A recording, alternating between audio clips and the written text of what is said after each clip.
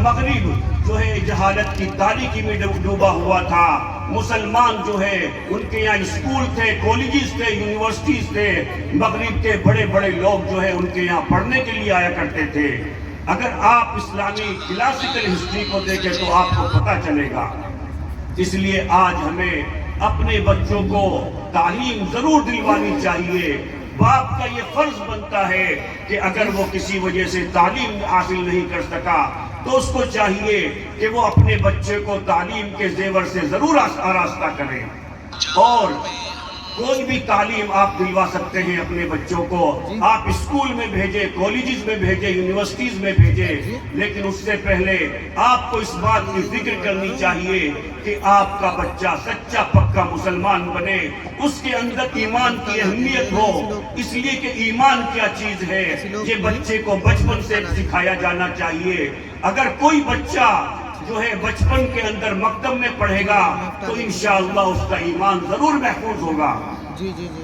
اسی لیے ہمارے حضرت جی رحمت اللہ علیہ محبوب العلماء والصلحاء والاتقیاء حضرت مولانا پیر فقیر ذوالفقار نقشبندی رحمت اللہ علیہ فرمایا کرتے تھے کہ اپنے بچوں کی تربیت کے لیے 4-5 کام ضرور کرنے چاہیے۔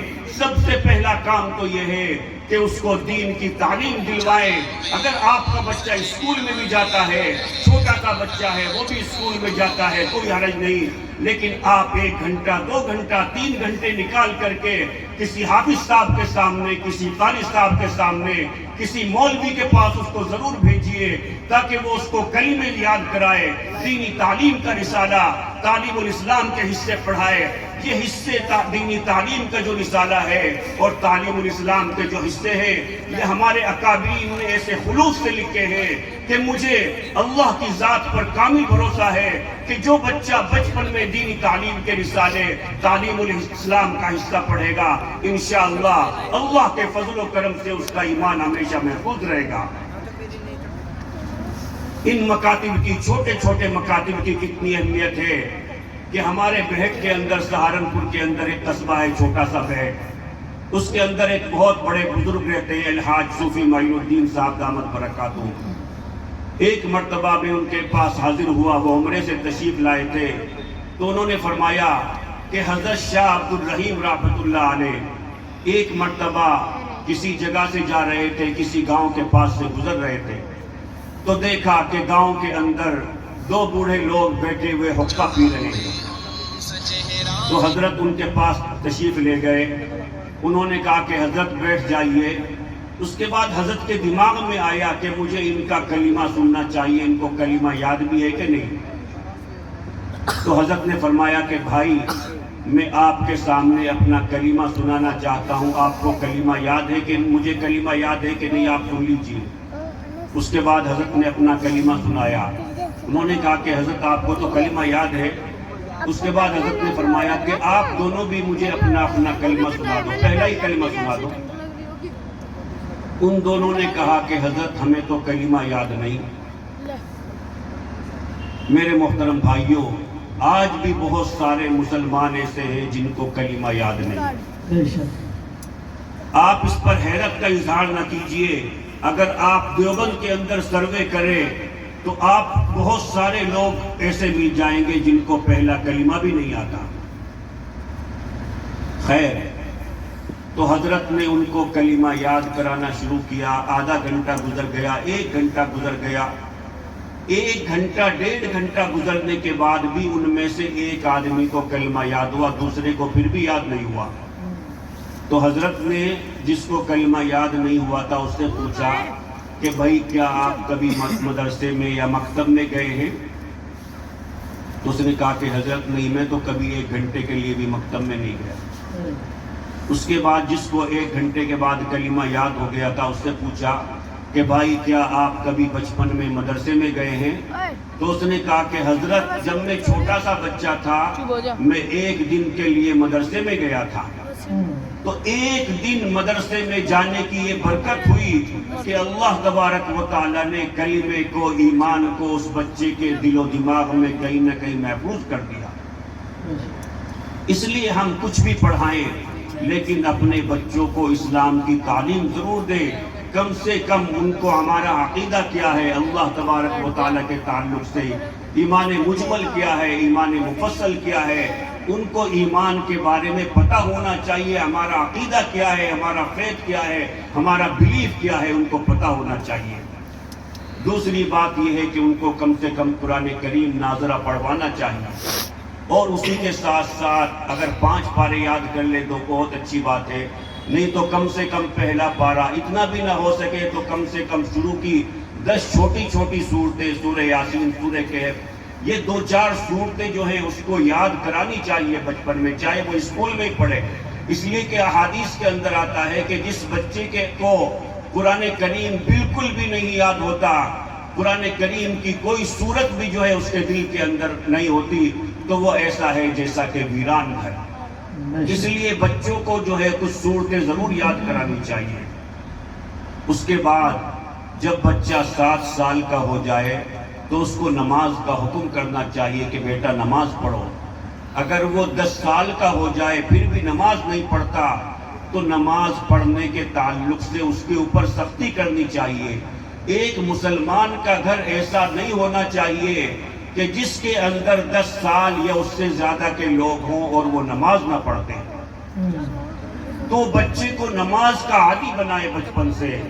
اور تیسرا کام بچے کے تعلق سے یہ کرے کہ اس کو بتائے کہ سچ کی کیا اہمیت ہے، جھوٹ بولنا کتنی بری بات ہے۔ آج کل جو جھوٹ ہے ایک کامن بات ہو گئی، بلا وجہ بھی لوگ جھوٹ بولتے ہیں۔ بہت سے لوگ تو ایسے ہیں کہ رات دن 24 گھنٹے ان کا کوئی کام نہیں سوائے جھوٹ بولنے کے۔ سچ بولنا یہ بہت مشکل کام ہے، لیکن اگر آپ نے اپنے بچے کو یہ عادت ڈال دی، بچے کو عادت کب پڑے گی؟ جب آپ بھی سچ بولیں گے، آپ کی اہلیہ بھی سچ بولے گی، گھر کے سب لوگ سچ بولیں گے، تب آپ کا بچہ بھی سچ بولے گا۔ یہ سچائی اتنی بڑی صفت ہے کہ اللہ تبارک و تعالیٰ نے تمام صحابہ کی صفات کو اس سچائی کے اندر جمع کر دیا۔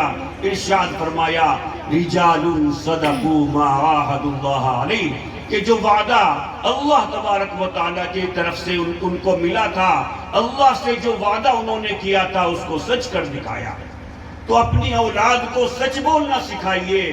اگر آپ کی اولاد سچ بولنا سیکھ گئی تو وہ زندگی کے ہر مرحلے میں کامیاب ہو جائے گی۔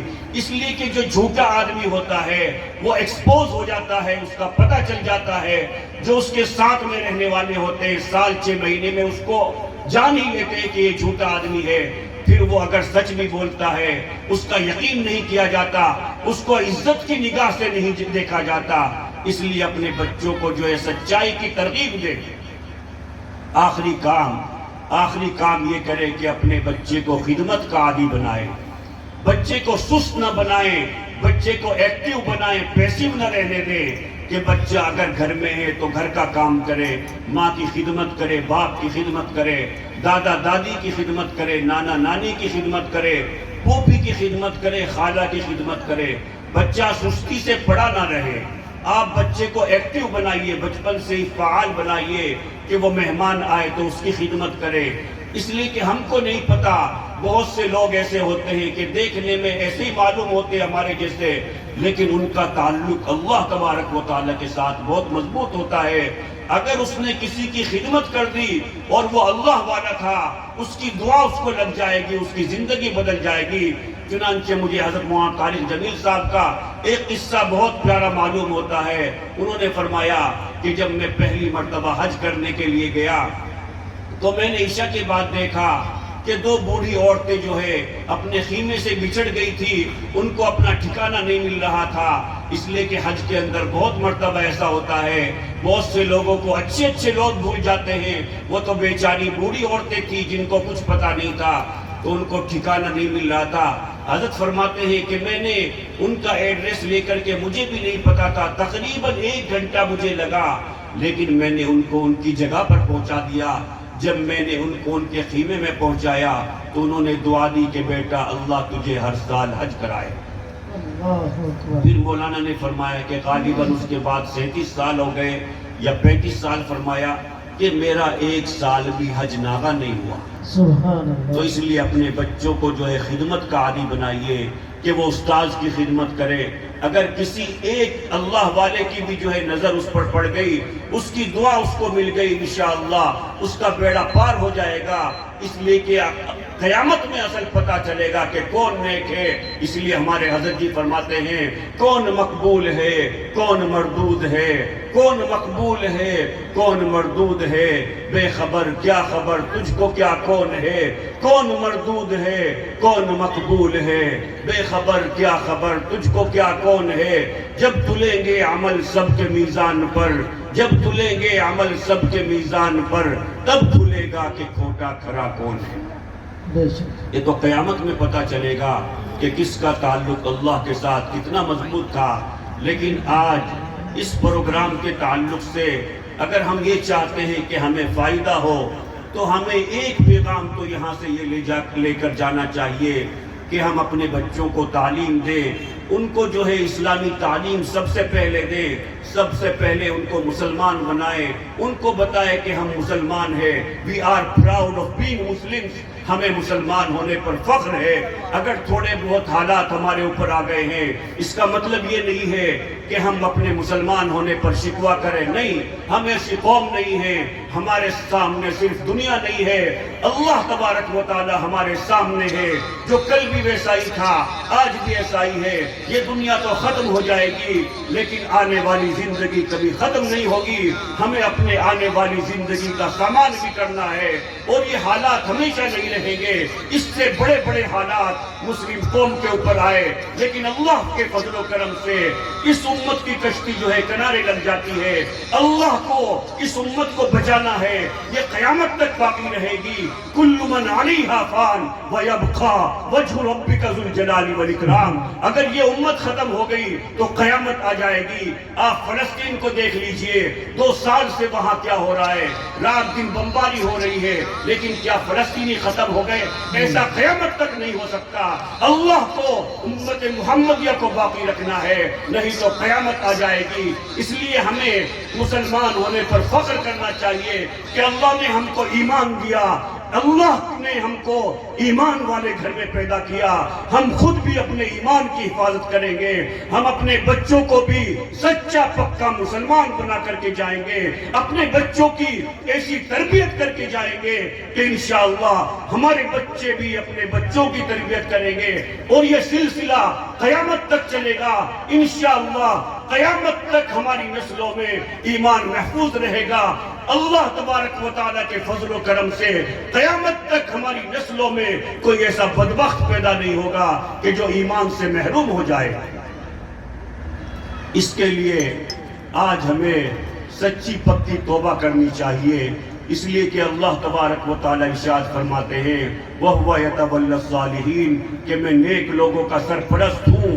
اللہ تبارک و تعالیٰ فرماتے ہیں کہ اے میرے بندو، اگر تم گناہوں سے سچی پکی توبہ کر لو، اگر تم میری مان کر زندگی گزارو، اگر تم قرآن کریم کے احکام کی روشنی میں زندگی گزارو، اگر تم محمد عربی صلی اللہ علیہ وسلم کے اسوہ حسنہ کی روشنی میں زندگی گزارو، تو پھر اللہ کی مدد تمہارے ساتھ ہوگی. اللہ تبارک و تعالیٰ تمہیں کبھی بھی بے یار و مددگار نہیں چھوڑے گا. اس لیے آج کی اس مجلس کے اندر، آج کی اس اجلاس کے اندر ہمیں سچی پکی توبہ کرنی ہے اللہ کے سامنے کہ یا اللہ آج تک ہم سے جتنے بھی گناہ ہوئے آج ہم اس سے سچی پکی توبہ کرتے ہیں. چاہے نماز چھوڑنے کا گناہ ہو، چاہے تکبیر اولیٰ چھوڑنے کا گناہ ہو، چاہے زکوٰۃ نہ دینے کا گناہ ہو، چاہے رمضان کے روزے نہ رکھنے کا گناہ ہو، چاہے اپنے بیوی بچوں کو ستانے کا گناہ ہو، چاہے اپنے مسلمان بھائی کو تکلیف اور ہارٹ کرنے کا گناہ ہو. جتنے بھی گناہ ہیں ہر مسلمان جانتا ہے. اس لیے کہ ہر مسلمان کے دل کے اندر اللہ تبارک و تعالیٰ نے ایک چیز فٹ کی ہوئی ہے کہ جب بھی وہ گناہ کرتا ہے اس کو احساس ہوتا ہے. اسی کا نام ایمان ہے. ہم سب لوگ جانتے ہیں ہمارے دلوں میں کون کون سے گناہ ہیں. آج ہم اس سے سچی پکی توبہ کریں. یقین جانیے میں منع نہیں کر رہا ہوں، ہمیں اسباب اختیار کرنے چاہیے، لیکن دوسری قوموں کے مقابلے میں ہم بہت پیچھے ہیں. اگر ہم اسباب اختیار کریں گے تو بھی 50-100 سال لگ جائیں گے. پھر بھی بھی یقین نہیں ہے کہ ہمارے حالات سدھر جائیں گے، لیکن اگر ہم گناہوں سے سچی پکی توبہ کر لیں، اللہ کی مان کر کے زندگی گزاریں، کم سے کم خود اسلام کے اوپر چلے اور اس بات کا تہیہ کریں کہ کم سے کم ہماری فیملی میں سب لوگ اسلام کے اوپر چلیں گے۔ اور یہ صبح کی اذان سے شروع ہوتا ہے کہ فجر کی اذان کے بعد کوئی بھی ہمارے گھر میں جو 10 سال سے بڑا ہو، ایسا نہیں ہونا چاہیے کہ جو فجر کی نماز نہ پڑھے۔ فجر کی نماز کے بعد پورے گھر والوں کو جو ہے تلاوت کرنی چاہیے، اور اس کے بعد جو ہے تسبیحات پڑھ کر کے اپنے کاموں میں لگنا چاہیے۔ پہلے ایسا ہی ہوتا تھا کہ اگر فجر کے بعد کوئی مسلم محلوں سے گزر جاتا تھا تو عورتیں بھی جو ہے قرآن کریم کی تلاوت کر رہی ہوتی تھی، بچے بھی تلاوت کر رہے ہوتے تھے، بڑے بھی جو ہے تلاوت کر رہے ہوتے تھے۔ ہم نے خود اپنے بچپن میں دیکھا کہ جب تک 1 پارہ 2 پارے سب لوگ گھر کے نہیں پڑھ لیتے تھے تب تک چائے نہیں بنتی تھی۔ آپ لوگ کے گھروں میں بھی ایسا ہوگا، لیکن افسوس کہ آج کل ایسا ہو گیا ہے، اکثر مسلم نوجوان ینگسٹرز رات کو جو ہے موبائل دیکھتے رہتے ہیں، 10 بج جاتے ہیں، 11 بج جاتے ہیں، 12 بج جاتے ہیں، 1 بج جاتا ہے، 2 بج جاتے ہیں۔ جب تک ان کو نیند نہیں آتی، موبائل ان کے سر پر نہیں گرتا، تب تک جو ہے وہ موبائل کو نہیں رکھتے۔ اسی کی نحوست ہوتی ہے کہ صبح فجر کی نماز نہیں پڑھی جاتی، ان کو جو ہے پاکی سے بھی کوئی واسطہ نہیں۔ بہت سے مسلمان ایسے ہیں کہ ان کو یہ تک نہیں پتا کہ طہارت کے مسائل کیا ہیں۔ اگر آدمی ناپاک ہو جاتا ہے تو پاکی کس طریقے سے حاصل کی جاتی ہے، غسل کس طریقے سے حاصل کیا جاتا ہے۔ حالانکہ اگر وہ کسی عالم سے پوچھ لیتے تو غسل کے اندر صرف 3 فرض ہیں: 3 مرتبہ کلی کرنا، 3 مرتبہ ناک میں پانی ڈالنا، اور 3 مرتبہ پورے بدن پر پانی بہانا۔ اگر وہ ایسا کرتے تو ان کو غسل کا معلوم ہو جاتا، وہ پاک رہتے۔ آج کل بہت سے مسلمانوں کو جو ہے پاکی کے مسائل معلوم نہیں، خاص طور سے وہ بچیاں جو سیدھے ڈائریکٹ اسکول کا رخ کرتی ہیں، اسکول کالجز میں پڑھتی ہیں، MBBS بھی ہو جاتی ہیں، ان کو طہارت کے مسائل کا پتہ نہیں ہوتا۔ جب وہ پاک نہیں رہتی تو ایمان کہاں سے باقی رہے گا؟ جو مسلم بچے کوئی اکا دکا اسلام چھوڑ کر کے گئے ہیں، میں سمجھتا ہوں کہ وہی مسلمان ہیں جن کو پاکی کا نہیں پتا، ان کو پاکی اور ناپاکی میں فرق کا نہیں پتا، ان کو پانی اور پیشاب کے اندر جو ہے فرق کا نہیں پتا۔ اسی لیے پھر جو ہے ایمان کی کوئی اہمیت نہیں ہوتی۔ اس لیے آج ہم عہد کریں، گناہوں سے سچی پکی توبہ کریں کہ انشاءاللہ آج سے میں خود بھی اسلام کے اوپر عمل کروں گا، اور اپنے گھر میں میرے بیوی بچے بھی جہاں میری چلتی ہے انشاءاللہ وہ سب بھی جو ہے اسلام کے اوپر عمل کریں گے۔ کرتے ہیں سب لوگ عہد؟ انشاءاللہ ہاتھ اٹھا کر کے تائید کریں، ہاتھ اٹھا کر کے عہد کریں بھائی، سب ہاتھ اٹھا کر کے عہد کریں۔ اللہ تبارک و تعالی ہم سب کی توبہ کو قبول فرمائے۔ آمین۔